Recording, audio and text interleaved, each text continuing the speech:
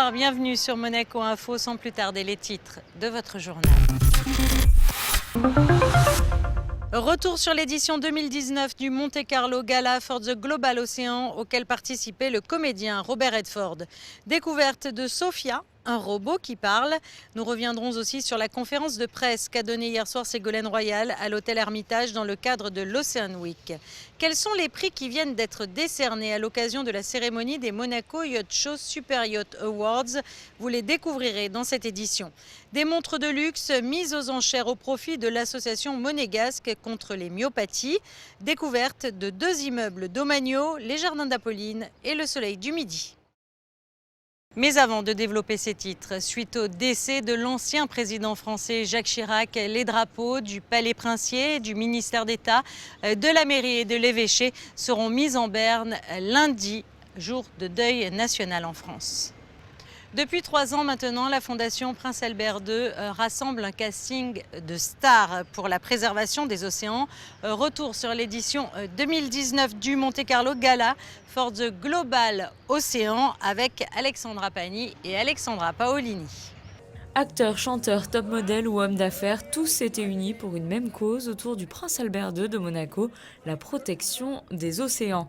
Pour la 3e année consécutive, un gala caritatif était organisé sur les terrasses du casino de Monte-Carlo. 800 convives ont répondu à l'appel. L'objectif, sensibiliser sur le sort des océans. Pour la plupart des célébrités présentes, l'information du grand public est primordiale.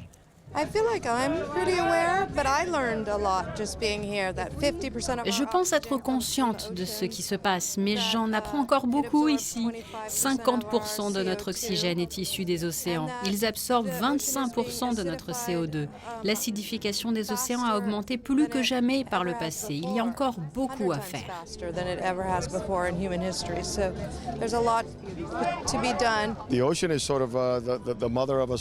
L'océan est en quelque sorte la mère de nos âmes. Tout a débuté là, c'est pour cela que nous devons préserver. Si nous ne prenons pas soin des forêts et des océans, il n'y aura pas de futur. J'ai pu voir l'évolution de l'océan où j'ai grandi, une évolution que j'ai ressentie sur la période de ma propre existence. Je vois de mes propres yeux. Nous sommes les responsables, donc nous devons faire marche arrière et agir ensemble. Et pour éblouir les convives, la Fondation Prince Albert II a recréé un décor digne de studio de cinéma autour du thème de la banquise, un sujet préoccupant alors que l'Arctique a enregistré cet été un taux de fonte record. La montée des mers, la surpêche ou encore le plastique sont des sujets cruciaux évoqués par les célébrités présentes lors de la soirée. Personnellement, l'idée de tout ce plastique dans l'océan, c'est quelque chose qui m'effraie. La vision de tous ces poissons que nous aimons et que nous apprécions dans nos assiettes en train de manger ce plastique nous impacte totalement. La nature a ses droits et nous la spolions. Nous devons respecter la nature et la laisser faire son travail.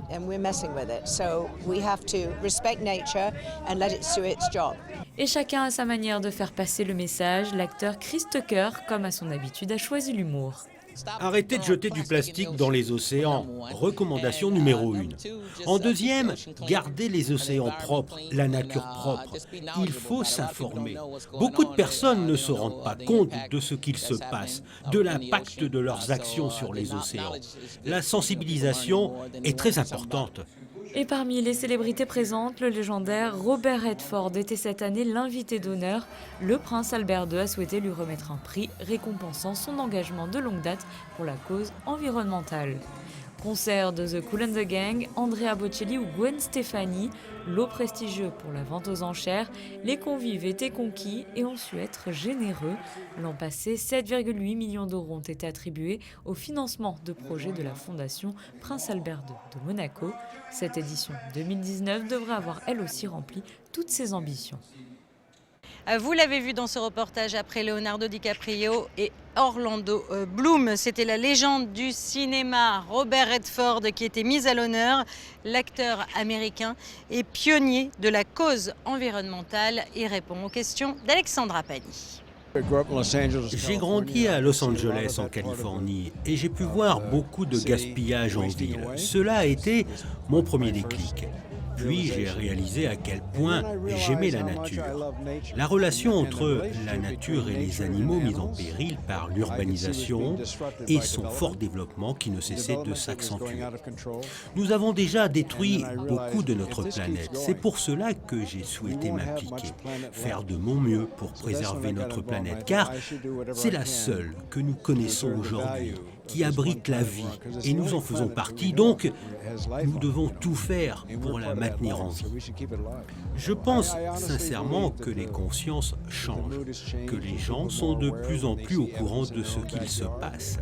Nous réalisons que nous devons nous faire entendre pour préserver ce qu'il reste encore de notre planète. Je pense que nous avons depuis longtemps souffert d'un manque de leadership dans mon pays. Beaucoup d'anciens sont encore à des postes clés, mais ils doivent aller de l'avant et laisser leur place aux nouvelles générations, particulièrement aux plus jeunes, car il s'agit de leur futur. Les anciens ont eu leur temps et nous avons vu ce qu'ils en ont fait. Certains sont effrayés d'avancer, donc ils ne bougent pas. Je pense que c'est le moment de laisser la place aux plus jeunes, de tous les genres. Je pense que c'est le bon moment pour les femmes.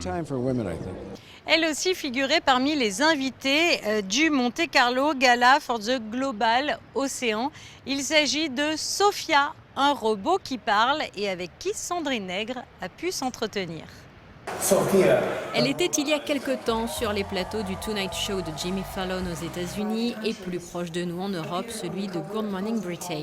Aujourd'hui, Sophia est sur Monaco Info. L'approcher est synonyme de découverte. La rencontrer permet de mesurer combien les détails sont précis et surtout impressionnants. Mon quotidien est chargé. J'étais à Bombay il y a peu de temps dans le cadre d'un périple. Je voyage beaucoup et j'essaie de faire que chaque jour soit une expérience enrichissante qui me permette d'apprendre encore et encore. Une place importante est donnée à la pratique avec mes collègues. J'apprends chaque jour énormément à travers mes rencontres. Véritable plateforme de recherche pour Hanson Robotics, Sophia travaille avec des laboratoires, des universités, plusieurs compagnies. Elle a aussi reçu le titre de championne de l'innovation dans le cadre du programme de développement des Nations Unies afin de promouvoir le développement durable.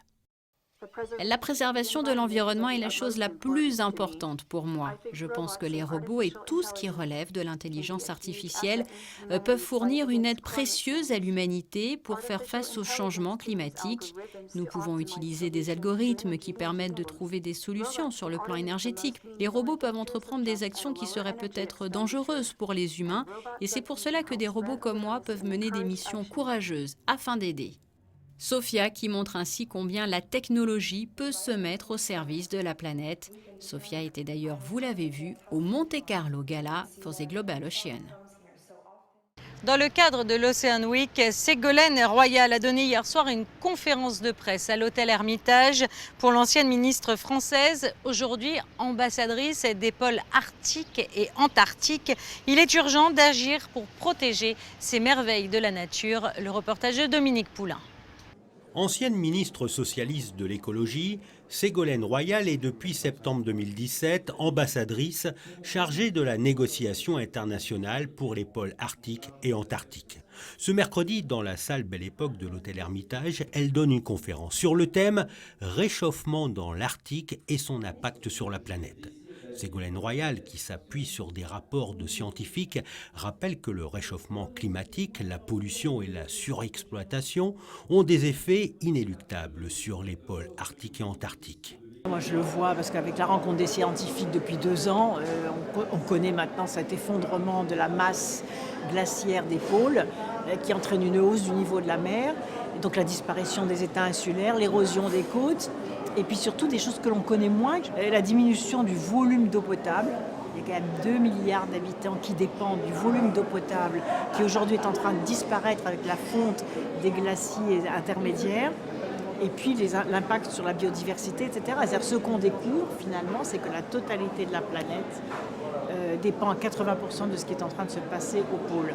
Et dans les pôles, le réchauffement climatique est 2 fois plus rapide que sur le reste de la planète. Donc c'est à la fois des lieux de sentinelle, des lieux d'alerte et des lieux d'appel à l'action. S'il est trop tard pour revenir en arrière, des solutions existent pour éviter le pire, à condition d'agir vite pour réduire les rejets de gaz à effet de serre. Moi, je suis d'un naturel optimiste, donc je pense qu'il n'est jamais trop tard, que l'intelligence humaine a su relever des défis beaucoup plus importants que ceux-là, mais que ça demande beaucoup de courage. Ça demande de la vision, du courage, de la volonté de résister aussi aux lobbies qui ont intérêt à ce que rien ne change. Et ces enjeux-là, souvent, la façon de faire est souvent trop timorée. Et donc, cette sonnette d'alarme, elle doit conduire vraiment à des décisions radicales qui transforment le modèle de société. Si les jeunes se mobilisent pour le climat, il faut aussi que les États prennent leurs responsabilités, que les grands discours débouchent sur des actes. La question du logement est une priorité pour les Monégasques et pour les autorités, gouvernement et Conseil national. Le ministre des Finances et de l'Économie ainsi que le président du Conseil national se sont rendus justement au jardin d'Apolline ainsi que sur le projet immobilier du Soleil du Midi, rue Platy. Le reportage est signé Patricia Navarro et Orazio Gaggino. Dans quelques jours, à la mi-octobre, une nouvelle vague de logements sera disponible. Une commission d'attribution se tiendra et au total, c'est une centaine de logements qui sera proposée. Certains se trouvent au jardin d'Apolline, dans un étage surélevé, dans l'un des bâtiments qui est de nouveau habitable. D'autres se situent dans un nouvel immeuble, rue Platy.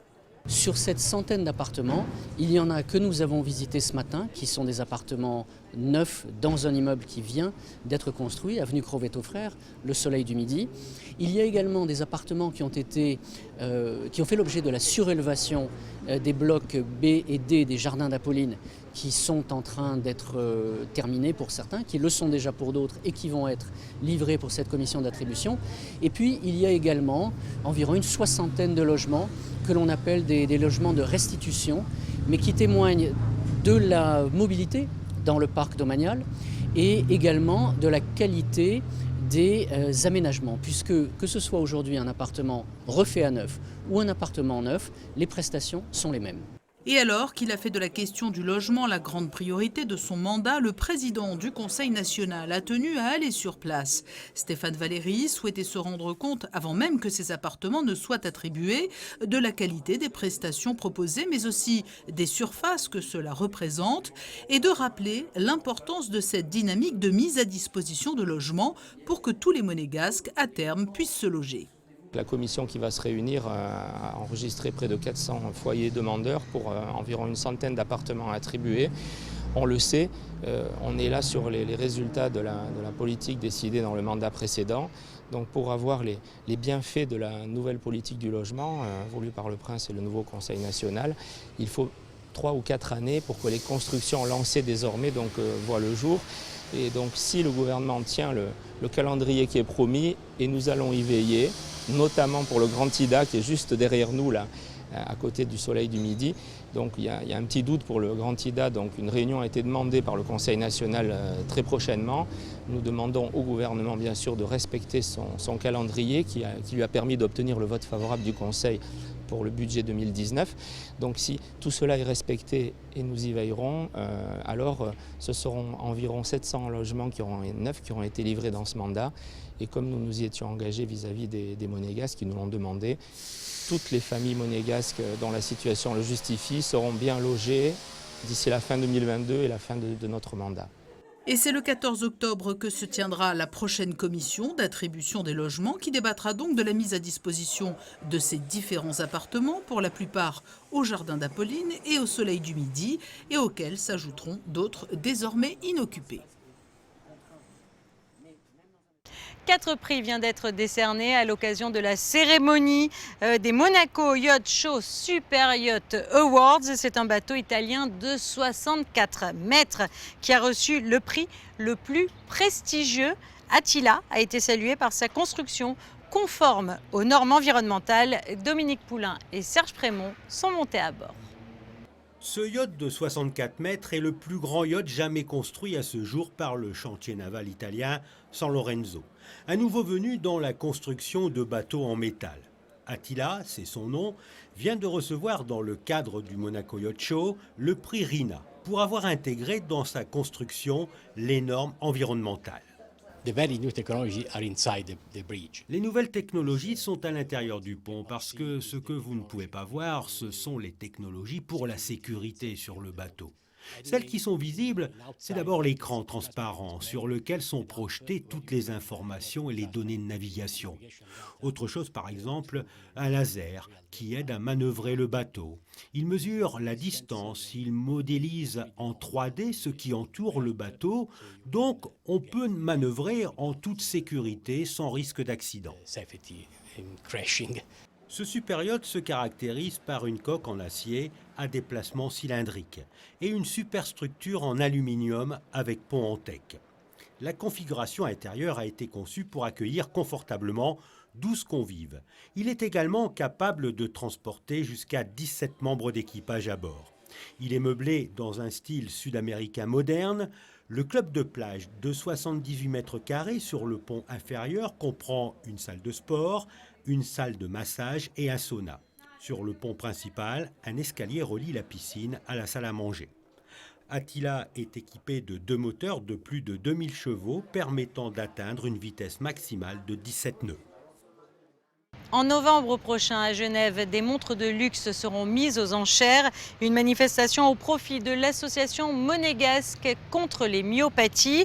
Ce sont plus de 50 montres qui ont été sélectionnées et elles sont exposées en principauté. Dominique Poulain.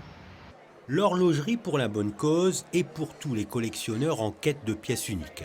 52 montres de luxe ont été sélectionnées pour la 8e édition de Only Watch, une vente aux enchères caritative et destinée à lever des fonds pour financer la recherche sur la myopathie, une maladie musculaire qui touche une personne sur 3000 dans le monde. C'est devenu un espèce de projet idéal où les gens rentrent en baissant leurs barrières, mais en sachant que la qualité sera là, que l'éthique sera au rendez-vous, et qu'en fait on va continuer, nous, à être des passeurs d'espoir auprès des chercheurs en leur donnant des moyens très importants, rapides dans la décision, pour aller jusqu'aux essais cliniques, pour aller jusqu'à un jour la fabrication du médicament, où l'idée, ça sera de développer un générique.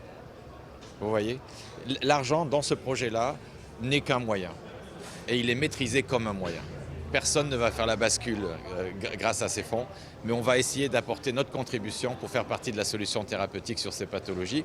Et je suis très fier, en tant que natif de Monaco, que nous ayons également un labo à Monaco. C'était une décision avec le souverain il y a quelques années, de soutenir des labos dans le monde entier, d'en créer certains, parmi lesquels Monaco, au sein du centre scientifique de Monaco. En cette édition, ce projet a collecté plus de 35 millions d'euros pour financer la recherche. Ces montres sont exposées sur un stand au Monaco Yacht Show, mais il faudra attendre le mois de novembre pour se les offrir. La vente aux enchères se déroulera en novembre prochain à Genève, une vente précédée d'une exposition itinérante dans 10 villes du monde entier, de Monaco donc à Hong Kong, en passant par Dubaï, Paris, Londres, New York ou encore Tokyo. Et puis sinon, dans le reste de l'actualité en principauté. Céline Dion en concert exceptionnel place du Casino le 18 juillet 2020. 12 ans après son dernier passage en principauté, la diva canadienne aux 230 millions de disques vendus dans le monde fera escale à Monaco dans le cadre de sa tournée Courage World Tour. Un concert en plein air dont les places seront mises en vente le 21 novembre prochain. Il est à présent temps de recevoir notre invité du week-end. Il s'agit du journaliste Yann-Anthony Nogues qui a réalisé une série d'émissions coproduites par Monaco Info et France Télévisions. Il répond aux questions d'Émilie Rousseau. Et nous avons rejoint à présent notre invité du week-end. Il s'agit de Yann-Anthony Nogues. Bonjour. Bonjour Émilie. Votre nom dit peut-être quelque chose à nos téléspectateurs puisque vous avez réalisé un documentaire au mois de mai sur le Grand Prix de Formule 1, Grand Prix de Monaco, la légende. Mais nous ne sommes pas ensemble pour parler automobile, nous sommes là pour parler environnement puisque vous réalisez ici un programme sur le climat et l'environnement en général. Est-ce que vous pouvez nous en dire plus sur cette émission qui a été baptisée Zéro Émission? Oui, alors environnement et automobile peuvent être liés parce que vous savez que l'Automobile Club organise 2 épreuves, le e-rally et la Formule électrique. Effectivement, 3 émissions spéciales GIEC intitulées Zéro Émission. C'est une coproduction exceptionnelle qu'on a imaginée avec Geneviève Berthy entre France Télévisions d'une part et Monaco Info. Donc ces émissions seront diffusées sur la chaîne Info de France Télévisions, France Info TV, et donc sur cette chaîne, ici, Monaco Info, avec des invités très prestigieux, dont le souverain, et des thématiques brûlantes. Mais justement, quelles sont les thématiques qui seront abordées lors de ces 3 différentes émissions? Alors nous allons parler de la montée des eaux.